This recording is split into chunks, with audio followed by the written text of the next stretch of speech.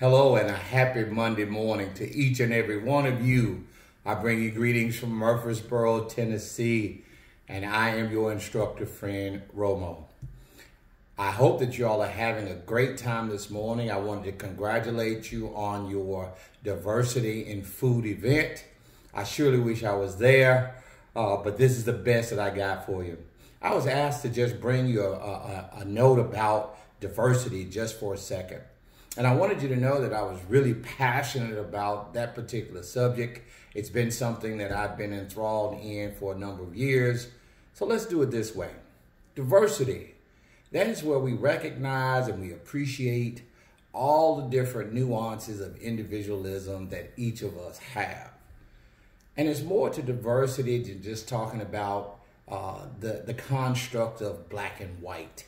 You know, I often ask a question when I teach any of my courses, and I ask the question to the audience. Is anybody in the room that you're aware of who's not covered by the Fair Housing Act?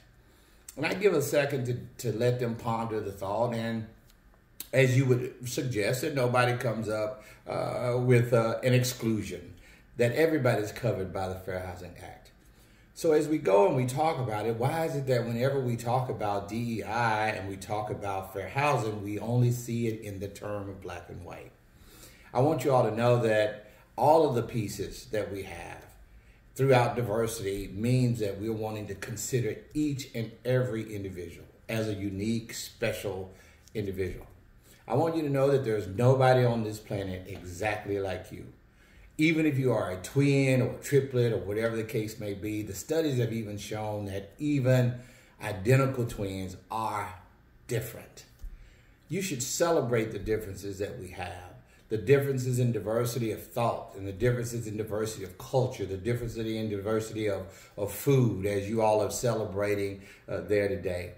I want you to remember that when we talk about D.E.I., we're not just talking about a specific construct of color. We're talking about all of the pieces. We're talking about the individuals who might have a disability that we know of or we don't know of. We're talking about individuals that might have familiar status, that have kids, and those of us who don't wouldn't even know what the difference would be. We talk about sex, of course, and the differences in how we worship in religion. We talk about the differences that we have in our national origin that we have as well.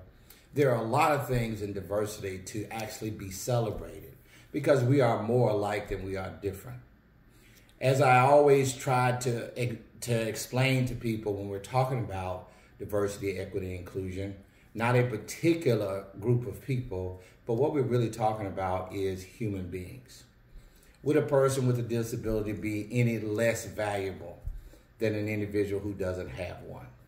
Or those from a national origin difference, or those who might have a different religious preference than ours.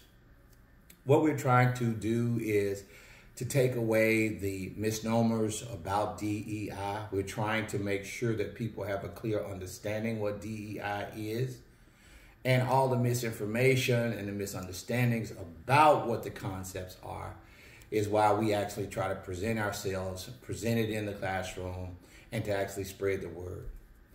When we talk about D.E.I., we're just talking about everybody. We're talking about each and every one of you individuals who are special people, who are valuable people, and there's nobody exactly like you. I'm going to wish you all the best success in your event that you're having today, and to continue to actually spread the word on what diversity, equity, inclusion really is about.